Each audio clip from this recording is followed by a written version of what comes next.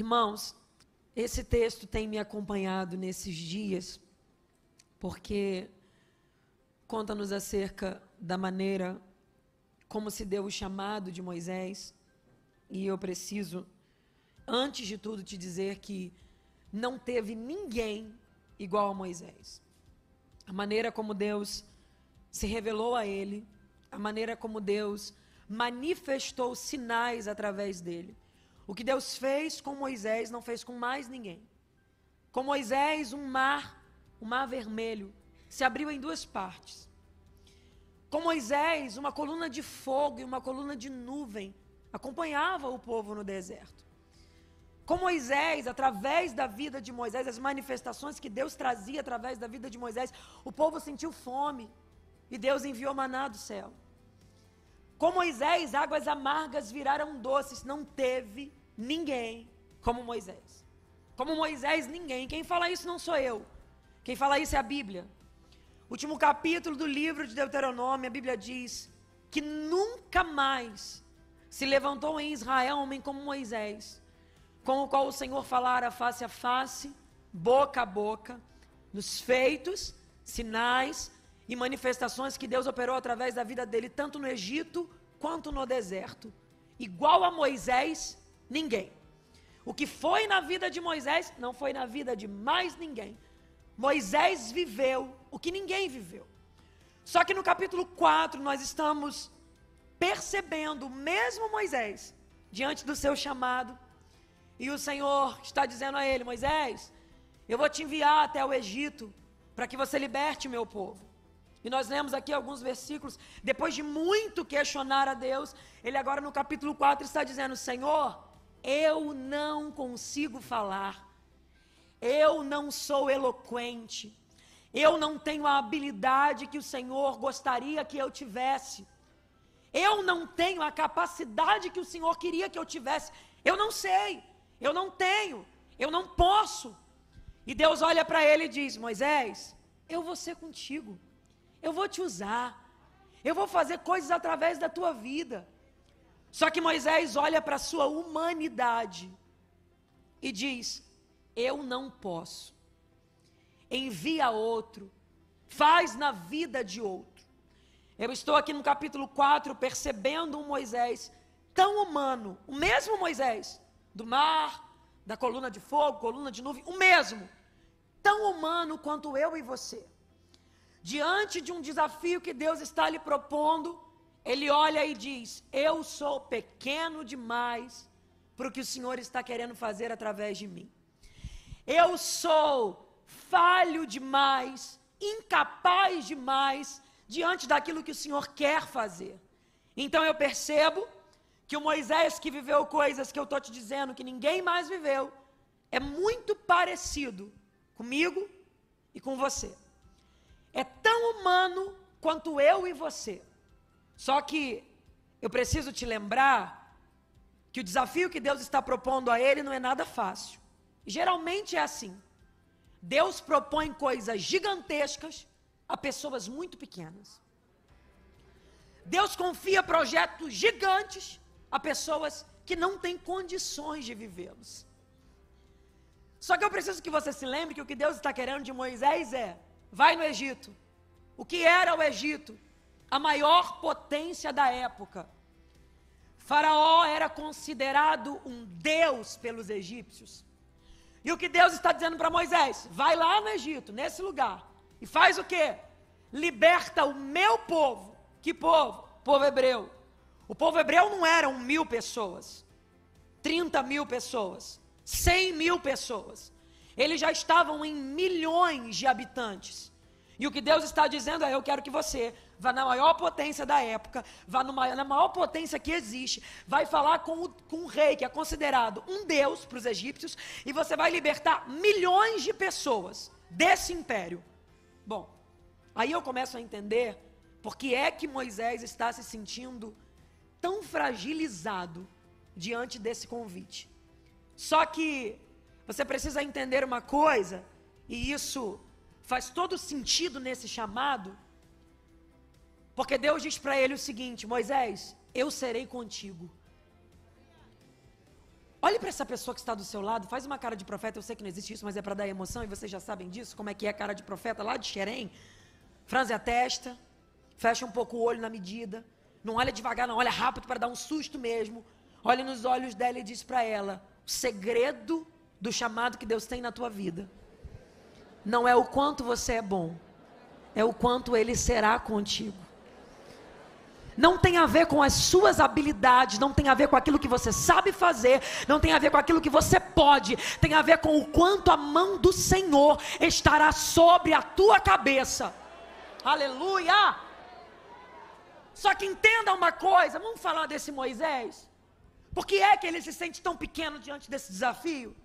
Em que circunstância nasce esse rapaz? Esse homem já na ocasião, um senhor agora, 80 anos.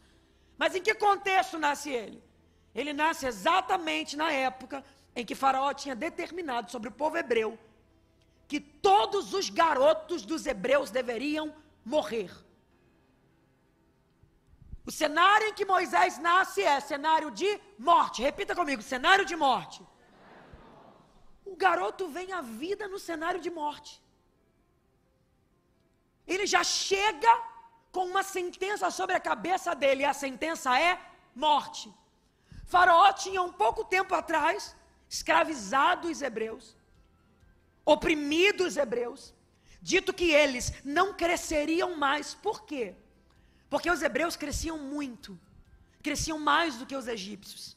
Cresciam de maneira assustadora, e você precisa entender que o povo hebreu não foi parar no Egito já sob cativeiro, não.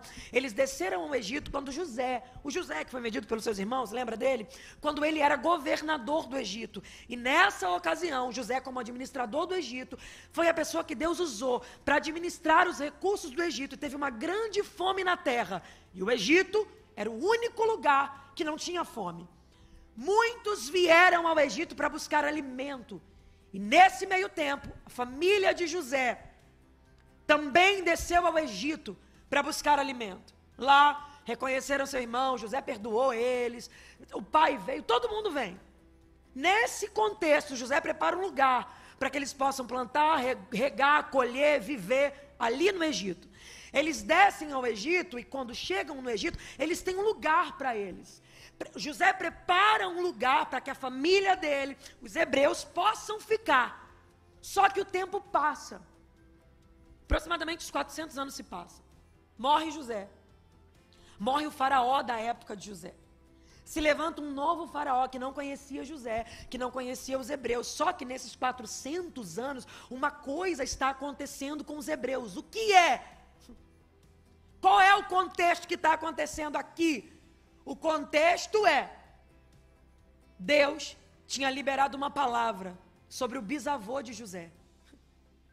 José era filho de Jacó, que era filho de Isaac, que era filho de Abraão.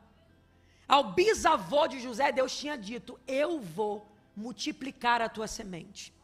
Eu vou fazer a tua semente tão grande na terra, que se você conseguir contar as estrelas do céu e as areias do mar, você vai ser capaz de contar a potência que eu vou fazer gerar através de você. Só que o tempo tinha passado, Abraão tinha morrido, Isaac tinha morrido, Jacó também tinha morrido, José já tinha morrido, só que promessas de Deus não envelhecem com o tempo. Como Deus tinha liberado uma palavra, Deus estava fazendo a palavra acontecer. Os hebreus cresciam. E deixa eu tentar te explicar de uma maneira que você entenda. Se os egípcios cresciam 1, os hebreus cresciam 10. Era um crescimento absurdo. Era um crescimento assustador. Era um crescimento que não era normal. Era uma coisa que assustava. Porque é assim. Quem tem a mão de Deus sobre si vive coisas assustadoras. Vive coisas absurdas, coisas que espantam os outros, que faz com quem não tem o que você tem se questionar por que é que você vive o que vive. Oh, aleluia! Eles estão crescendo e Faraó está desesperado, porque o crescimento deles é assustador. E quem tem promessa é assim, vive coisas assustadoras, tanto no nível de crescimento, quanto no nível de perseguição. Porque Faraó decide que vai estabelecer um nível de perseguição aos hebreus que não tinha estabelecido ainda. Então já olha para essa pessoa e seja profeta para ela e diz para ela, se prepare. O crescimento vai ser assustador, mas o nível de perseguição também. Fale para ele, o nível de guerra vai ser proporcional ao nível do crescimento. Eu estou falando para pessoas que não estão entendendo o nível das afrontas e das guerras que estão vivendo, mas eu vim dizer para você, isso já é o teu inimigo avisando que está preocupado com o nível do crescimento e da expansão que Deus está trazendo para a tua vida. Aleluia! Aleluia!